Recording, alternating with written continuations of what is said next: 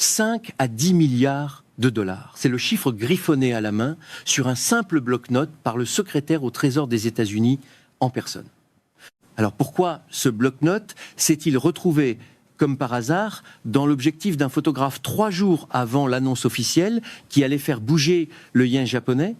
Vous allez me dire que c'est un détail comptable, une ligne parmi d'autres dans la mécanique feutrée des banques centrales. Sauf que non, ce détail-là, c'est la preuve qu'un initié du gouvernement américain savait à l'avance exactement ce qui allait faire bouger un marché de plusieurs milliers de milliards de dollars et qu'il l'a laissé filtrer devant une caméra.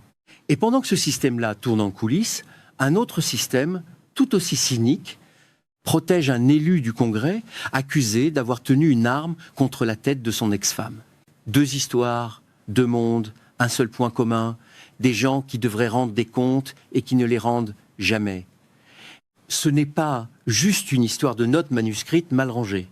C'est un problème de structure, celle d'une administration où l'information privilégiée circule comme une monnaie parallèle et où la loyauté au clan protège contre à peu près tout, même les accusations les plus graves. Je vais vous montrer ça en 2 temps. D'abord, comment un secrétaire au Trésor peut être signalé un mouvement de marché à des gens capables d'en profiter avant tout le monde. Ensuite, comment un système de couverture politique en haut du Congrès protège un élu accusé de choses qu'on n'ose même pas répéter à voix haute sans être précis sur les mots qu'on emploie. Un dernier point avant de commencer, parce qu'il compte sur le dossier Max Miller. Tout ce que je vais vous rapporter vient de documents judiciaires déposés dans une procédure de divorce, de reportage de médias comme NBC News, ABC News et CNN, et des propres déclarations publiques du sénateur Bernie Moreno. Ce sont des allégations, pas des condamnations. Millet les nie et a même engagé une contre-poursuite pour diffamation. Je vais le traiter exactement comme ça doit être traité, comme une accusation grave et documentée, jamais comme un fait jugé. Alors commençons par l'argent, parce que c'est là que ça devient intéressant. Vendredi dernier, à Camp David, des photographes ont capturé Scott Bessent, le secrétaire au Trésor de Donald Trump, en train de griffonner une note sur un bloc-notes. On y lit en toutes lettres quelque chose comme acheter du yen japonais 5 à 10 milliards de dollars. 3 jours plus tard, Reuters confirme que le Japon s'apprête à annoncer une intervention coordonnée avec Washington pour soutenir sa monnaie, tombée à son niveau le plus bas depuis 40 ans. Vous voyez le problème ? Le Japon avait déjà dépensé, seul, des dizaines de milliards de dollars pour essayer de stabiliser le yen. Ça n'avait pas suffi. Alors Washington est entré dans la danse. Sur le papier, c'est de la coopération monétaire classique entre alliés, le genre de mouvement que les banques centrales font depuis des décennies pour éviter qu'une devise ne s'effondre trop vite. Le truc, c'est que ce n'est pas la coopération qui pose problème ici, c'est le timing de la fuite. Réfléchissez 2 secondes à ce que ça veut dire concrètement. Quand un document manuscrit précisant un montant d'intervention se retrouve devant l'objectif d'un photographe, plutôt que dans un tiroir fermé à clé, ça veut dire qu'un nombre limité de personnes savaient, avant l'annonce publique, qu'un mouvement massif d'achat de yens allait avoir lieu. Et sur les marchés d'échange, savoir à l'avance qu'une banque centrale va acheter plusieurs milliards d'une devise, c'est exactement le genre d'information qui permet de se positionner avant tout le monde et d'empocher la différence. Regardez bien ça. C'est pas la première fois qu'on voit ce genre de schéma dans l'entourage de Trump. Il y a quelques semaines à peine, on parlait déjà de la plateforme de Trump Media qui vendait un accès anticipé, payant à certaines de ses annonces avant que le grand public n'y ait accès. Je ne vais pas revenir en détail là-dessus. Ce sujet a déjà été traité de façon approfondie dans une autre vidéo de cette chaîne. Mais le principe est le même. Des gens proches du pouvoir, positionnés pour profiter d'une information avant qu'elle ne devienne publique. Ce n'est pas un accident isolé, c'est une méthode.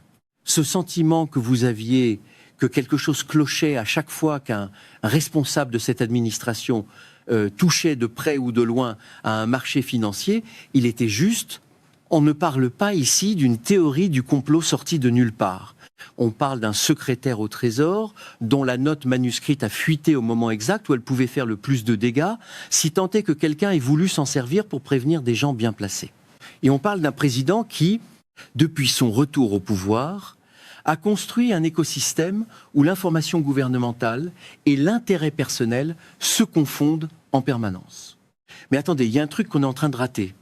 Parce qu'à ce stade, on pourrait se dire que Bessan a simplement été maladroit, qu'un homme qui gère des milliers de milliards de dollars de politique monétaire a bien le droit de prendre des notes à la main sans que ça devienne un scandale. C'est vrai. Sauf que ce genre d'erreur, dans ce genre de poste, à ce niveau de responsabilité, ça n'arrive presque jamais par accident.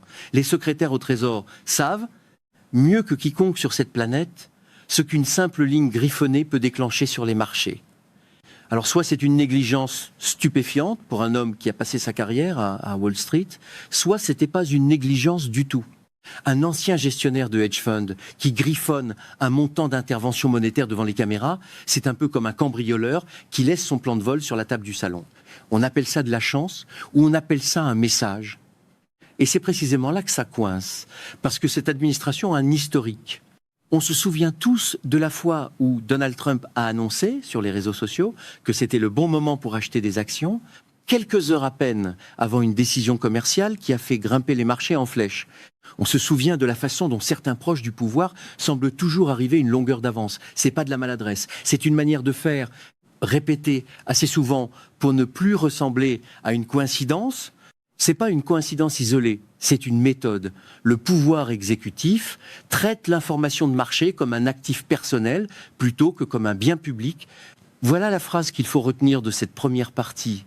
Et ce n'est même pas le plus gros morceau de cette histoire. Pendant que Washington bricole des interventions monétaires dans le dos des marchés, un deuxième dossier avance en parallèle, presque invisible dans le tumulte de l'actualité, et il en dit encore plus long sur la façon dont ce camp politique traite la reddition de comptes. Il s'agit du représentant républicain de l'Ohio, Max Miller.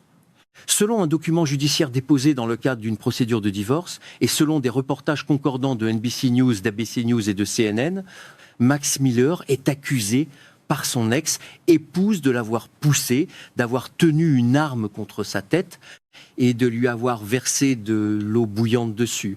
Le même document évoque une inquiétude concernant une possible fracture de la clavicule de leur fille de 2 ans. Je le répète, parce que c'est essentiel. Ce sont des allégations contenues dans un dossier judiciaire, pas un jugement rendu. Miller nie fermement et a lancé une contre-poursuite en diffamation contre son ex-femme. Voilà où ça devient encore plus lourd. L'ex-épouse de Max Miller n'est pas une inconnue politique, c'est la fille du sénateur républicain de l'Ohio, Bernie Moreno. Et début août, Moreno a publiquement déclaré que Miller ne devrait pas siéger au Congrès, allant jusqu'à le qualifier de danger. Un sénateur républicain en exercice qui dit publiquement que le représentant de son propre parti dans son propre État est un danger pour sa propre fille. Ça ne s'invente pas. Attardez-vous une seconde là-dessus.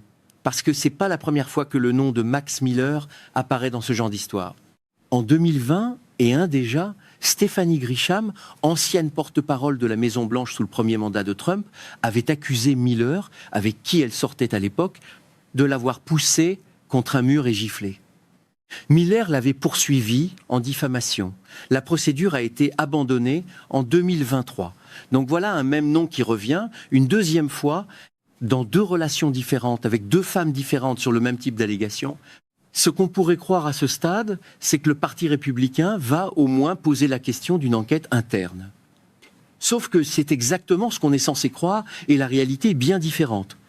Regardez ce qui s'est passé quand une journaliste a interrogé le représentant Mike Turner, celui-là même qui aime se présenter comme le républicain modéré et raisonnable de la Chambre, sur ce dossier précis.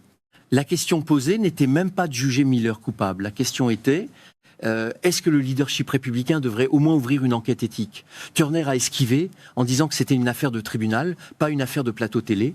L'argument le plus solide de l'autre côté, c'est que des allégations formulées dans une procédure de divorce, en pleine bataille de garde d'enfants, méritent d'être traitées avec prudence, parce que le droit à une défense pleine et entière existe pour tout le monde, y compris pour un élu accusé de quelque chose de grave, et qu'on ne devrait pas transformer un tribunal en tribunal médiatique avant qu'un juge n'ait tranché. Cet argument-là a une vraie cohérence. Et il faut le reconnaître honnêtement plutôt que de le balayer d'un revers de main. Sauf que c'est pas la question qu'on a posée à Mike Turner. Personne ne lui a demandé de déclarer Miller coupable à la télévision. On lui a demandé si son propre parti, en interne, avec ses propres outils d'éthique parlementaire, devrait au moins se pencher sur le dossier. C'est une question bien plus étroite, bien plus défendable, qui ne préjuge de rien sur le fond judiciaire. Et Turner a quand même refusé d'y répondre. Ça n'a rien à voir avec le respect de la procédure judiciaire. Ça a à voir avec la volonté de ne jamais, au grand jamais, ouvrir la porte à un examen interne qui pourrait coûter un siège au parti. Vous trouvez ça normal, vous, qu'un parti refuse même de considérer l'idée d'un examen éthique interne sur des faits documentés dans un dossier judiciaire, rapporté par ses propres membres au Sénat? Deux poids, deux mesures. Ce même établissement républicain qui exige, sans hésiter, des enquêtes complètes dès qu'un élu démocrate fait l'objet d'accusations comparables, se réfugie soudain derrière la sacro-sainte séparation des pouvoirs quand c'est l'un des leurs qui est visé. On l'a vu avec d'autres dossiers, on le revoit ici. Ce n'est pas un accident de casting, c'est un schéma. Ce qui m'inquiète, franchement, ce n'est pas seulement le silence de Mike Turner. C'est que ce silence s'inscrit dans une structure bien plus large, celle d'un congrès contrôlé par des gens qui n'ont manifestement plus aucune ligne rouge, tant que la personne concernée reste loyale au camp. Et ça nous amène directement à Jim Jordan, président de la commission judiciaire de la Chambre des représentants. Voici un homme qui a obtenu un diplôme de droit à la faculté de droit de Capital University en 2001, mais qui n'a jamais passé l'examen du barreau. Concrètement, ça veut dire qu'il ne peut pas légalement exercer le métier d'avocat malgré ses années d'études. Et pourtant, c'est cet homme-là que le Parti républicain a choisi pour présider la commission chargée, entre autres, de superviser le ministère de la Justice, les nominations judiciaires et les questions constitutionnelles les plus sensibles du pays. Imaginez une seconde qu'on vous propose un cardiologue qui a étudié la médecine, mais qui n'a jamais obtenu le droit d'exercer pour diriger le service de cardiologie d'un grand hôpital. Ça vous inquiéterait, non? C'est exactement la même logique ici. Sauf qu'on parle de la commission qui façonne la justice fédérale américaine. Le parti qui exige un examen d'entrée strict pour devenir pompier volontaire dans certaines de ses propres circonscriptions n'a visiblement aucune exigence pour présider la commission judiciaire du Congrès. Et c'est ce même Jim Jordan qui, il y a quelques jours à peine, a été interrogé sur un autre dossier explosif. Sa commission a envoyé fin juillet, un signalement pénal au ministère de la Justice contre l'ancien procureur spécial Jack Smith, l'accusant d'avoir menti lors d'une déposition au Congrès. Sauf que celui qui dirige aujourd'hui le ministère de la Justice par intérim, Todd Blanche, est l'ancien avocat personnel de Donald Trump, celui qui l'a défendu pendant l'enquête menée justement par Jack Smith. Quand on a demandé à Jordan si Blanche devrait se récuser d'une éventuelle poursuite contre Smith, vu ce conflit d'intérêts évident, Jordan a répondu « sans détour, bien sûr que non ». Réfléchissez à l'architecture complète de cette phrase. L'homme qui a défendu Trump pendant l'enquête de Jack Smith dirige aujourd'hui le ministère censé décider si Jack Smith doit être poursuivi. Et l'homme qui devrait, en théorie, veiller à l'intégrité de ce processus, le président de la commission judiciaire lui-même, dit publiquement qu'il ne voit là aucun problème. C'est pas un angle mort accidentel. C'est un système qui a été construit, pièce par pièce, pour que la loyauté personnelle envers Trump prime sur toute notion d'impartialité institutionnelle.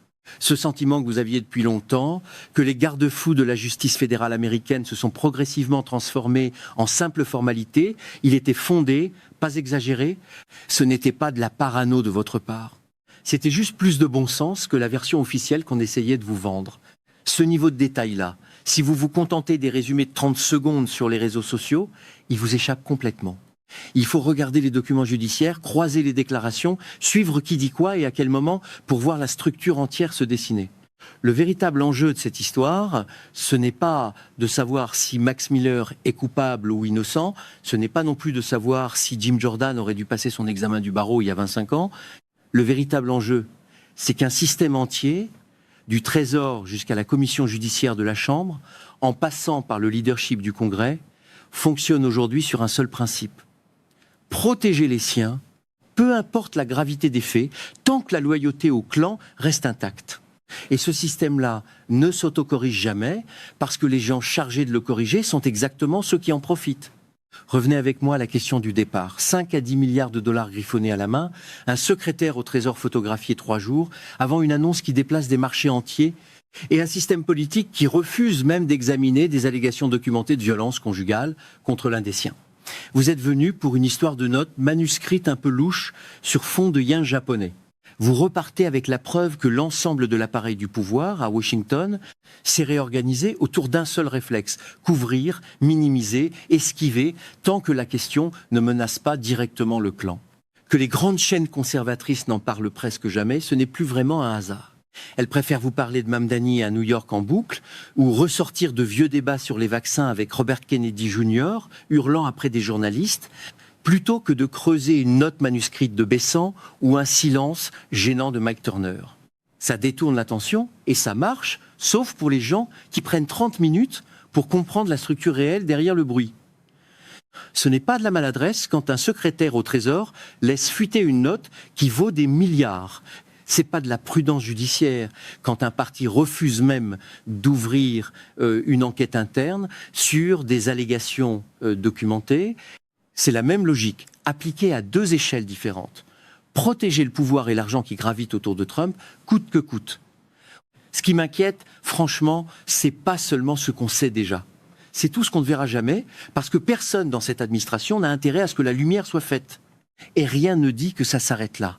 Il y a fort à parier qu'on découvrira d'autres notes, d'autres silences gênants, d'autres élus protégés, simplement parce qu'ils votent du bon côté. Pendant ce temps, ce sont les familles qui n'ont pas de porte-parole, comme celle de Bernie Moreno, qui encaissent la violence d'un système qui protège ses membres avant de protéger ses citoyens, pendant que les communiqués officiels continuent, eux, de parler de coopération monétaire et de respect de la procédure judiciaire. La grenouille qui bout doucement ne sent jamais le moment où l'eau devient mortelle. C'est exactement ce qui se passe ici, une dérive si progressive que chaque étape, prise isolément, semble presque défendable. Si vous voulez qu'on continue à suivre ces 2 dossiers ensemble, la note de Besant et l'intervention sur le yin d'un côté, l'enquête éthique que le Congrès refuse d'ouvrir sur Max Miller de l'autre, abonnez-vous à la chaîne, parce que je peux vous garantir qu'on n'a pas fini d'en entendre parler.